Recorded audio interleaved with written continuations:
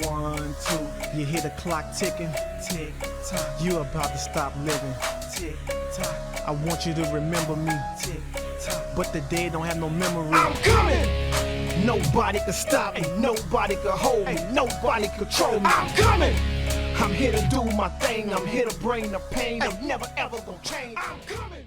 Hey folks, Evil DM here. Another issue of Idols and Efreeti, continuing along with world building and building in Onenote and how I run my campaign out of Onenote. This is part 3 of I don't know how many series I'm going to do, but today we're going to talk about creating new races inside of a world. So when designing new races, we need to keep in mind that when D&D was put together originally, it was designed heavily influenced by the fact that it was a human-centric game, meaning it really encouraged people to play full-blooded humans. That's why he didn't put, Gary Gygax didn't put any real restrictions on them and made them the dominant world race in basically Greyhawk, because that was the first, well, Blackmoor, but Greyhawk was Gygax's main setting for Dungeons and Dragons. Which was interesting because while D&D was Greyhawk human-centric, OD&D, original D&D, the original little box sets, the little brown box sets, he wasn't against the idea of people playing humanoid and non-human PCs, but was really against it when it came to 1E. In Men in Magic set, after detailing the 3 character classes and the 3 additional races Gygax did write on page 8, there's no reason that players cannot be allowed to play as virtually anything, provided they begin relatively weak and work up to the top. I.e., a player wishing to be a dragon would have to begin as, say, a young one, and progress upwards in the usual manner, steps being predetermined by the campaign referee. Okay. And if we move forward a little bit more in time, Dr. Holmes in Holmes Edition D&D on page 7 says, at the Dungeon Master's discretion, a character can be anything his or her player wants him to be. Characters must always start out inexperienced and relatively weak and build on their experience. Thus, an expedition might include, in addition to the 4 basic classes and races, human, elven, dwarven, halfling-ish, I don't think that's a word, but it is, centaur, a lawful werebear, and a Japanese samurai fighting man. So we do get some interesting information. Holmes, when he writes the transition book, Holmes D&D, that transitions from basic or OD&D into 1E, it's kind of like the bridge gap, does bank off of what Gary Gygax wrote in OD&D, kind of putting his own little twist to it, but essentially the same exact thing. But then, when 1E comes out, we get on page 21 of the Dungeon Master's Guide, the monster as a player character. And this is where it gets a little interesting and Gary changes his mind a bit. On occasion, one player or another will evidence a strong desire to operate as a monster, conceiving a playable character as a strong demon, devil, dragon, or one of the most powerful sort of undead creatures. This is done principally because the player sees the desired monster character as superior to his or her peers and likely to provide a dominant role for him or her in the campaign. One moment of reflection will bring them to the conclusion that the game is heavily weighed towards mankind. Okay. It also continues to say, note that exclusion is best handled by restriction and not refusal. Enumeration of the limits and drawbacks which are attended upon the monster character will always be sufficient to steer the intelligent player away from the monster approach, for in most cases it was only thought of as likely a manner of game domination.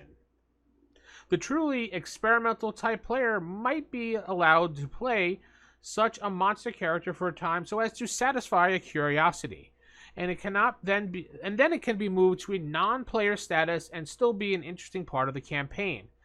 And the player is most likely to desire to drop the monster character once he or she has examined his potential and played that role for that time.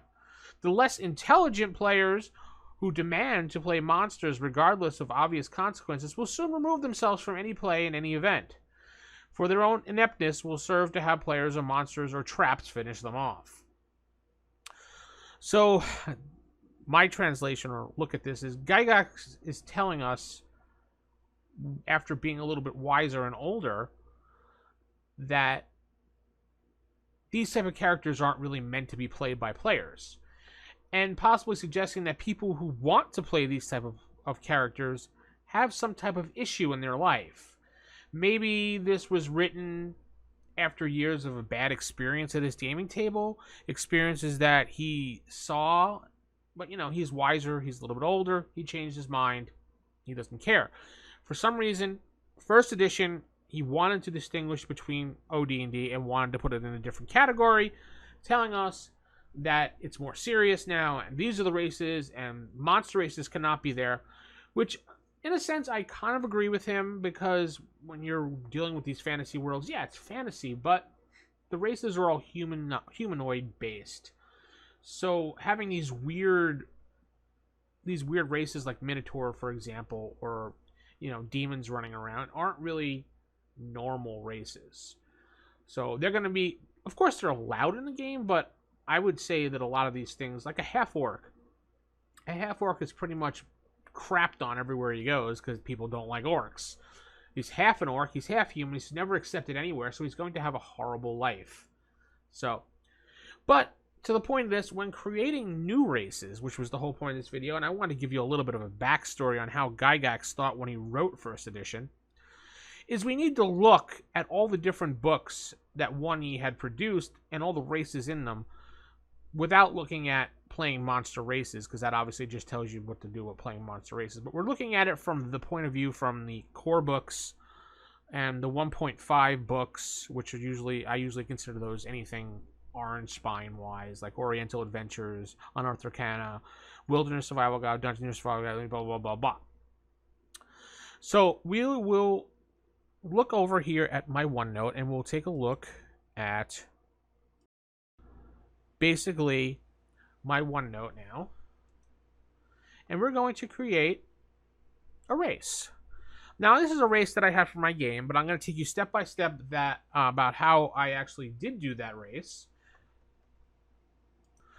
So the Co-Rat is basically my version of a cat person that I made it for my campaign many, many years ago, before they had Tabaxi, and I think Catfolk was another one. I made this up way back. So what I try to do normally is try to find a picture that best represents the race that you want to do. That's step one. So if I wanted to have a cat race here like this, I'm going to find something that represents the cat-like race that I'm going to do. The next thing we're going to have to look at is the description of the Co-Rat. So description would be what they look like overall, including their height, their weight averages, noting things that kind of stand out about them, such as, are they a female-dominated society? Do they have a tendency to live in the woods? Things like that. So once we get that, we get our description here that I had written already, and I'll bring that in here so you can see that. So that just gives you, coming from my OneNote on another page. The Co-Rat, bound by honor and tradition, are the race of cat-like humanoids that have lived their lives in a feudal political structure. Described as cats that have no undercoat and have a heart-shaped face with green eyes, though it may vary, friendly with playful temperaments. Fur colors will range from brown to gray and sometimes with tan with black spots. Co-Rats stand upright on two powerful legs. They have an average from 4 feet to 7 feet tall, and they weigh about the same as an elf. So you get an idea there what their weight is about. Obviously, if they're going towards the 7 feet tall area, you're going to want to jack that weight up a little bit more. Co-Rats are known to, haha, there's a little typo there. That's why we do this, right? Co-Rats are known to enjoy the finer things in life, such as art and theater, but can stand toe-to-toe with any foe in an honorable battle. You see what I'm getting at here, right? So it's a feudal Japan society with these people. Co-Rats take personal appearance very seriously and will spend long times grooming themselves for heading out or going places. Should they get dirty, they will find a way to instantly clean themselves off. Make note of that. Co-Rats, like most of their feline cousins, also have obsessions with shiny objects and objectives, often not letting them go until they have them in their hands or until they achieve that objective, obviously. Co-Rats will live 2 times as long as the average human. So we get a sense of the description, how long they live, how tall they are, what they look like, and what type of society they kind of live in. Now, we can expand upon that if we want, or we can leave it alone. It's really up to us, because I like to leave it a little bit loose so that when the player grabs the race, they kind of roll with it and go, oh, feudal Japan, feudal structure. Okay, I can see this working for me. Now, what we need to worry about now is, do they have any special things about them? Well, yeah, they do. The first thing we have is they're going to have, and they're a cat, so they're going to have this. They have a racial ability, which is a natural weapon. Since you are a cat, you have retractable claws in your hand, and those count as a slashing weapon, doing 1d2 points of damage for each claw. That doesn't increase, that doesn't decrease, unless obviously your paw gets cut off. But that is exactly what we're going to do with that. So we have a racial ability there. Next, now what I like to do is do all the positives before I do the negatives. When I give special abilities to certain certain races, I like to make sure for every positive thing there's a negative thing. So I like to even it out. So there's not just this top load heavy of all these awesome things, but there's no negative side effects. If you look at any of the player races listed in the player's handbook or any of the other books, you'll notice each of them has essentially a whole bunch of positives, a whole bunch of negatives to even things out. If it's a large positive, there's a large negative. So that's kind of the formula you're looking at when doing a race. The second one we have here is another racial ability, because this is generally standard with most of the races, and it makes a lot of sense when you're playing a cat-like person. They have an intravision. They're able to see short range, 60 feet, in complete darkness. Natural light magic impedes this ability. I always like to say that, because a lot of people have a confusion that when these races can use infravision to see in the dark, that if they're still in a natural light or a magic light area, they could still see beyond that in the darkness, which is untrue, because that will prevent them. They'd have to go to the edge of the natural light or magical light to see into the darkness. That's how those abilities always work. Also, we have another racial ability, which makes sense, which we may or may not continue with. I'm still experimenting on this one, but I thought it was a kind of a cool idea to bank on the whole cat thing. So a racial ability: cats have 9 lives. Any situation that you get into that would cause your life to end, you can have 1 reroll either for a save or a damage roll against you once per long rest. And it was originally written for Mazes and Perils, but I'm changing it up once per day. It's essentially the same thing. The reroll for the save or damage only counts towards yourself and no one else. I had to add that rule in because when we were playtesting this, and I wasn't sure about it, but we were playtesting, it came up to the fact, well, why can't I use my 9 lives for somebody else? Well, that doesn't really apply, but you sometimes get those type of players that like to do that. So, whatever. Okay, we head over to the negatives. Remember, we read in the description that the Korat also has obsession. So he has an obsession over objects and objectives. Okay. Now, what that means is mostly up to the DM, referee, GM, whatever you want to call it in your game.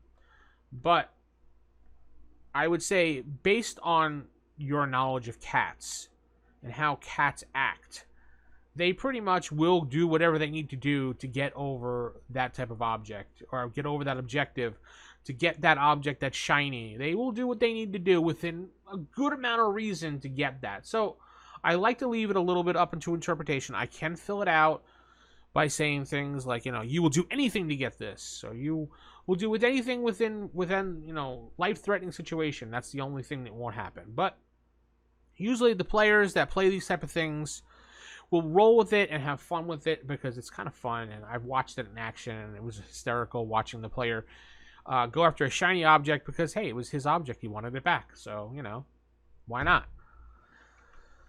Next, we have another drawback. I'm tired of pasting and erasing all that, so I'm going to start typing it. Drawback would be cleanliness. If I could spell. Am I spelling it right? No, I'm not.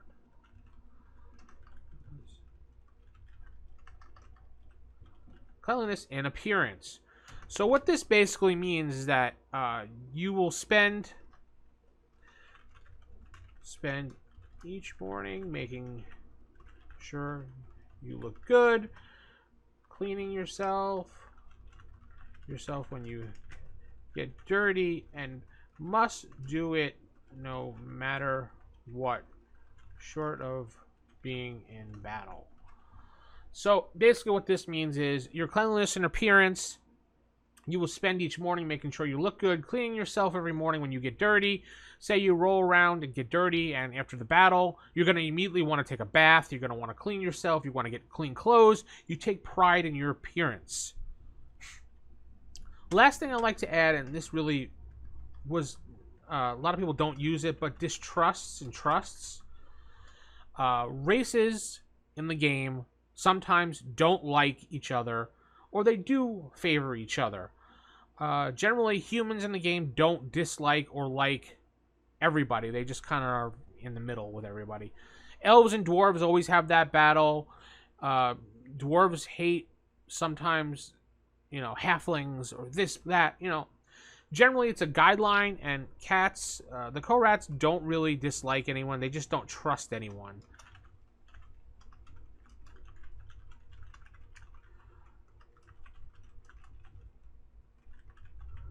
So,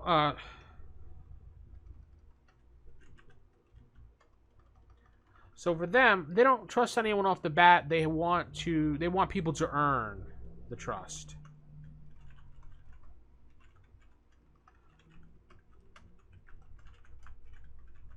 They want people to earn the trust. So it's not like they dislike everybody. They just distrust everybody right off the bat. They're kind of suspicious of people. They want to make sure they are on the up and up. It's a common thing with a lot of cats, I've noticed. And they don't trust right away, but once they do, they trust you for their life. So cats are weird like that. And finally, stat adjustments. So generally, almost all the races, minus humans, do get a bonus and then a minus. So it's evening itself out. So for the cats, I usually give them a, if I can type today, +1 to Dex and a -1 to Con. So that's how I do these things. So a -1 to Con, +1 to Dex. 1 to Dex because they are cats. They're able to, move around quickly.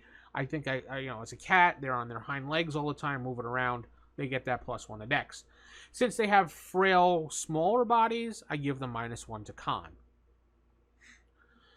Now, what you could do also, depending on how you do it in your game, if you have restrictions, they can only be fighter type classes, cleric based classes, and probably thief like classes. Not sure they would maybe, and maybe you can do